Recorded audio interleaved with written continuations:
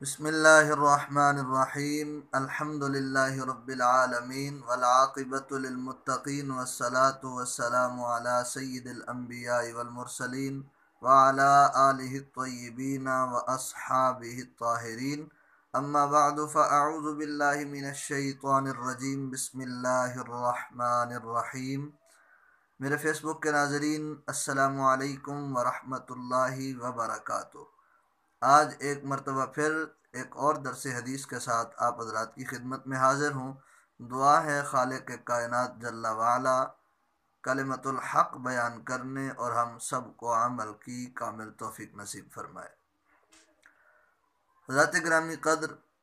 امام ابو عبداللہ محمد بن اسماعیل بخاری رحمۃ اللہ تعالی علیہ روایت کرتے ہیں، فرماتے ہیں عن جریر ابن عبداللہ رضی اللہ تعالی عنہ قال، فرماتے ہیں حضرت جریر بن عبداللہ رضی اللہ تعالی عنہ فرماتے ہیں بایعت النبی صلی اللہ علیہ وآلہ وسلم، فرماتے ہیں میں نے بیعت کی سرکار دو عالم صلی اللہ علیہ وآلہ وسلم کے دست برحق پر، علی السمع والطاعت،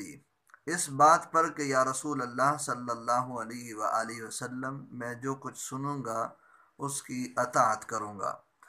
اور فلقننی فی ما استطعت والنصح لکل مسلم، فرماتے ہیں کہ جب میں نے بیعت کر لی تو سرکار دو عالم صلی اللہ علیہ وآلہ وسلم نے مجھے تلقین فرمائی۔ وہ تلقین کیا تھی؟ خود فرماتے ہیں مصطفیٰ جان رحمت صلی اللہ علیہ وآلہ وسلم نے تلقین میں ارشاد فرمایا، اے جریر بن عبداللہ، جتنی آپ میں استطاعت ہو اپنی استطاعت کے مطابق ہر مسلمان سے خیر خواہی کرتے رہنا۔ حضرت گرامی قدر، حدیث پاک مکمل ہوئی۔ یہ حدیث مبارکہ جہاں حضرت سیدنا جریر بن عبداللہ رضی اللہ تعالی عنہ کے لیے یہ تلقین ہے، وہیں یہ تلقین کے الفاظ ساری امت کے لیے ہیں۔ آج اگر کوئی باپ اپنے بیٹے کو تربیت کے طور پر اس بات کا پابند کرے اور تلقین کرے کہ بیٹا آپ نے ہمیشہ اپنی استطاعت کے مطابق ہر مسلمان سے خیر خواہی کرنی ہے، ایک استاد اپنے شاگرد سے یہ وعدہ لے اور اس کو تلقین کرے کہ بیٹا آپ سے جب ممکن ہو جتنی آپ میں استطاعت ہو اپنی استطاعت کے مطابق آپ نے ہر مسلمان سے خیر خواہی کرنی ہے۔ ایک امام مسجد اپنے نمازیوں کی اس طرح تربیت کرے، ایک مبلغ اپنے سامعین کی اس انداز سے تربیت کرے، ایک لیڈر وہ سیاسی ہو یا مذہبی ہو، وہ سماجی ہو یا کسی بھی طبقہ سے اس کا تعلق ہو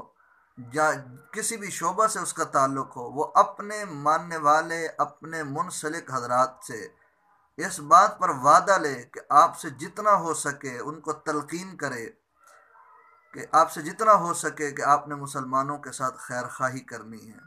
ایک پیر اپنے مریدوں کو یہ سبق دے، یہ تربیت دے، یہ سبق پڑھائے اور ان سے وعدہ لے کہ آپ سے جتنا ہو سکے آپ نے مسلمانوں کے ساتھ خیر خواہی کرنی ہے، تو حضرات گرامی قدر ہمارا معاشرہ امن و آشتی کا گہوارہ بن جائے گا۔ جب ایک مسلمان کو بنیادی طور پر یہ تربیت دے دی جائے کہ آپ نے ہر حال میں اپنی استطاعت کے مطابق، اپنی بساط کے مطابق اور اپنی مالی استطاعت یا جسمانی استطاعت یا فکری استطاعت، جس لحاظ سے آپ کو رب نے کوئی صلاحیت عطا فرمائی ہے، اس صلاحیت کے اعتبار سے جو آپ کے پاس استطاعت ہے اس استطاعت کے مطابق اگر آپ مسلمانوں کے ساتھ خیر خواہی کرنے پر لگ جائیں، خدا کی قسم ہمارا پورا معاشرہ امن و آشتی کا گہوارہ بن جائے گا اور ہر طرف سکون بپا ہو جائے گا اور ہر طرف ایک دوسرے کے ساتھ مہربانی اور ایک دوسرے کے ساتھ خیر خواہی کا جذبہ پیدا ہو جائے گا، اور اس طرح ہمارا معاشرہ بہترین انداز سے تشکیل پا سکتا ہے، کیونکہ سرکار دو عالم صلی اللہ علیہ وآلہ وسلم کے فرمان کا جو نور ہے یہ ظاہر کے ساتھ ساتھ باطن کو بھی منور کر دیتا ہے، اور ہمیں ضرورت ہے کہ ہم عمل کریں۔ ہم ایک دوسرے کے ساتھ جو نفرتیں، قدورتیں، عداوتیں، دشمنیاں، بغض، انتقام کا جذبہ جو اس وقت ہمارے درمیان بہت زیادہ پایا جاتا ہے، اگر اس کو چھوڑ کر دوسرے مسلمان بھائیوں کی خیر خواہی کے جذبے کے اوپر اگر ہم اتر آئیں، اور سرکار دو عالم صلی اللہ علیہ وآلہ وسلم نے جو یہ تلقین حضرت جریر بن عبداللہ رضی اللہ تعالی عنہ کو فرمائی ہے،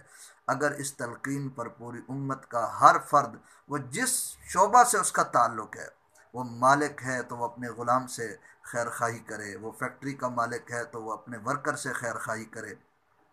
اگر اسی طرح پوری دنیا کے مسلمان دوسرے مسلمانوں کے ساتھ خیر خواہی کے جذبے پر آ جائیں، حکمران ہے تو اپنی رعایا کے ساتھ خیر خواہی کرے، رعایا ہے تو وہ اپنے حکمران کے ساتھ خیر خواہی کا جذبہ رکھے، تاجر ہے تو وہ گاہک کے ساتھ خیر خواہی رکھے، اور گاہک ہے تو وہ تاجر کے ساتھ خیر خواہی کا جذبہ رکھے، زندگی کے ہر شعبہ کے اندر اگر ہم دوسرے مسلمانوں کے لیے خیر خواہی کا جذبہ رکھ کر ان کے ساتھ محبت اور پیار کے ساتھ پیش آئیں اور ان کو نفع پہنچائیں، ان کو فائدہ پہنچانے کا یہ جذبہ اگر ہمارے اندر پیدا ہو جائے تو ہمارا ماحول بہت شاندار ہو جائے گا، ایک مثالی ماحول ہو جائے گا۔ سرکار دو عالم صلی اللہ علیہ وآلہ وسلم نے اس قسم کی تعلیم سے اپنے ماننے والوں کے دلوں کے اندر، سرکار دو عالم صلی اللہ علیہ وسلم نے ایسی نورانیت بھر دی اور ایسا ماحول ان کو عطا فرمایا کہ حضور علیہ الصلوۃ والسلام کے صحابہ نے جب ایک دوسرے کے ساتھ خیر خواہی کی، ایک دوسرے کے ساتھ پیار اور محبت کے ساتھ پیش آئے، تو خالق کائنات جل وعلا نے بھی ان کے اوصاف کو بیان فرماتے ہوئے فرمایا رحماء بینہم، ان کو دیکھیں تو صحیح، یہ آپس میں کتنے رحیم ہیں، یہ آپس میں کتنے ایک دوسرے کے ساتھ شفیق ہیں، کتنی ایک دوسرے سے محبت رکھتے ہیں، کتنا ایک دوسرے سے یہ خیر خواہی کا جذبہ رکھتے ہیں۔ تو اللہ کریم جل وعلا نے ان کے اعمال اور ان کے خیر خواہی کے جذبے اور ان کے ایک دوسرے کے ساتھ پیار اور محبت اور شفقتوں کی داستانوں کو قرآن بنا دیا ہے۔ تو آج ضرورت ہے ہم ایک دوسرے کے ساتھ خیر خواہی کریں، جتنی جس میں استطاعت ہے،